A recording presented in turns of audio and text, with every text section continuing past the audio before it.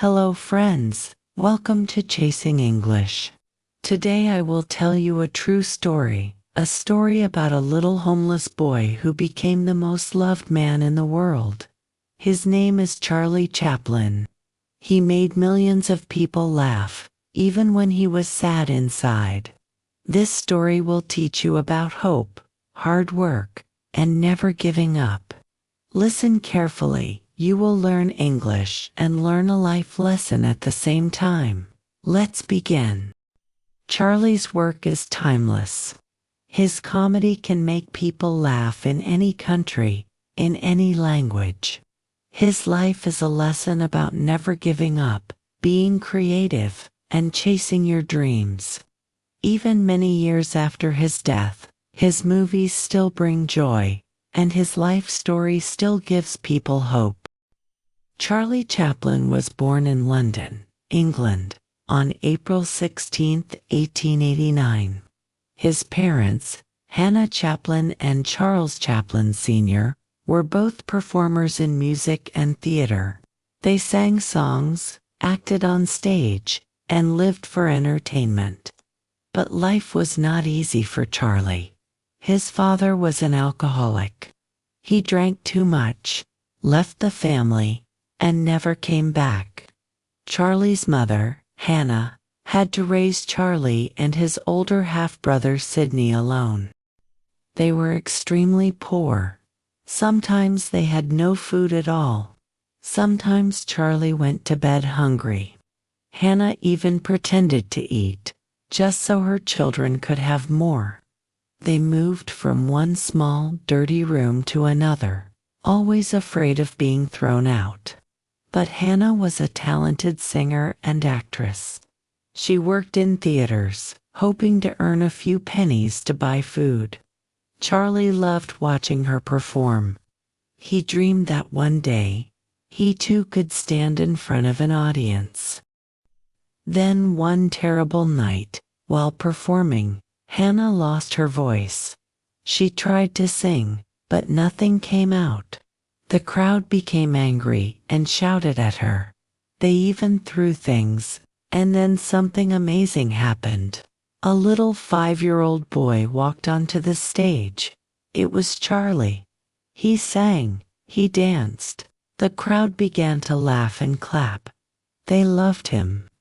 That was the first time Charlie performed in front of an audience.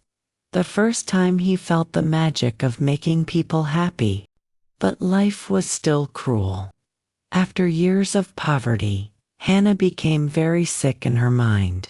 She was sent to a mental hospital.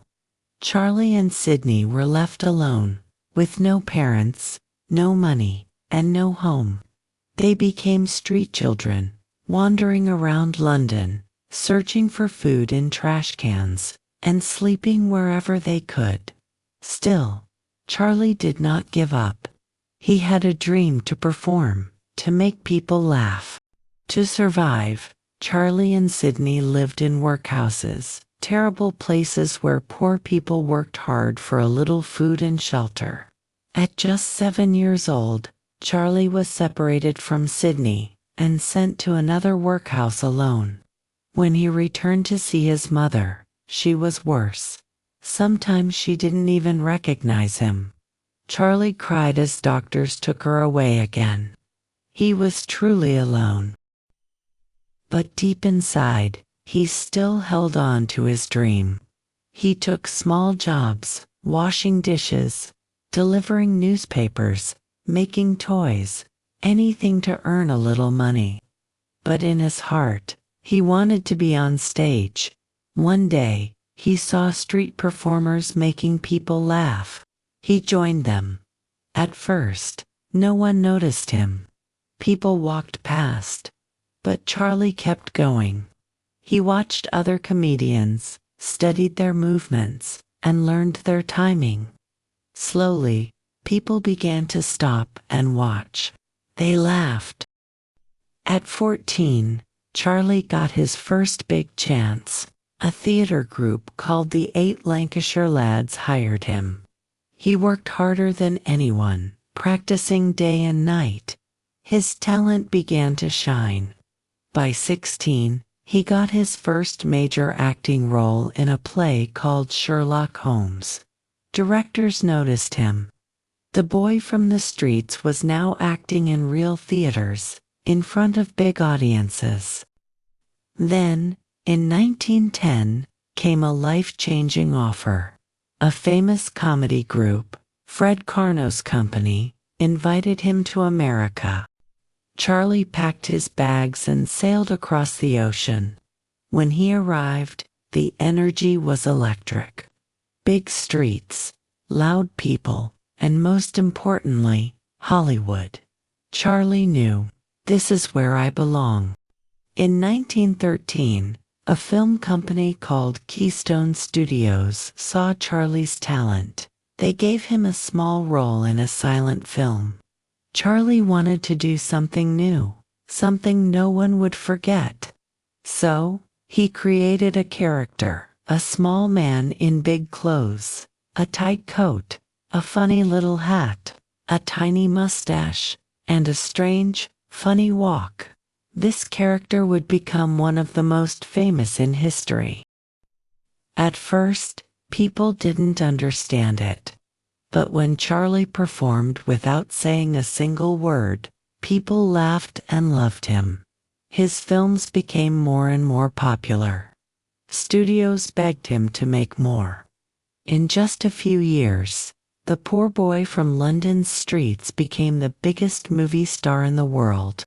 By 1917, Charlie was a phenomenon. People in every country knew his face. But deep inside, he was still the same boy who had once been hungry and alone. He wanted to control his own stories, his music, and his films. In 1918, he built Chaplin Studios. Now he was his own boss. In 1921, he made The Kid Mit, a movie that was funny but also full of emotion. A story about a poor man and an orphan boy. The world loved it. Charlie proved movies could touch hearts, not just make people laugh. By the 1920s, he was the richest and most powerful actor in the world. Yet he never forgot his past. He worked for months or even years on a single film, planning every detail. When sound films arrived, people told Charlie to forget silent movies, but he believed emotions were stronger than words. In 1931, he made City Lights, a silent movie that made audiences cry. Even today, it is called one of the greatest films ever made. In the late 1930s, Adolf Hitler rose to power. Charlie noticed they had the same mustache. So in 1940, he made his first talking movie, The Great Dictator, to speak against hate and war. His final speech in the film became one of the most powerful in history. But his independence and political messages made some in Hollywood angry. In 1952, they forced him to leave America. Heartbroken, Charlie moved to Switzerland with his wife, Una O'Neill, the love of his life. They had 8 children and were happy together for many years. Charlie lived quietly for 25 years, writing, reading, and playing with his kids. On December 25, 1977, he died peacefully in his sleep at the age of 88. The world mourned the man who had made billions laugh. But 3 months later, something shocking happened. Thieves stole his body from the grave to demand ransom. Una refused to pay, saying Charlie would have laughed at the situation. Police caught the thieves, and his body was reburied in a stronger grave. Charlie Chaplin's story teaches us one thing: never give up. No matter how poor you are, no matter how many people doubt you, if you have a dream, fight for it. Charlie was a homeless boy with nothing, but he became one of the most loved men in the world. His films, his laughter, and his spirit will live forever. And as he once said, a day without laughter is a day wasted. Thank you for watching this story on Chasing English.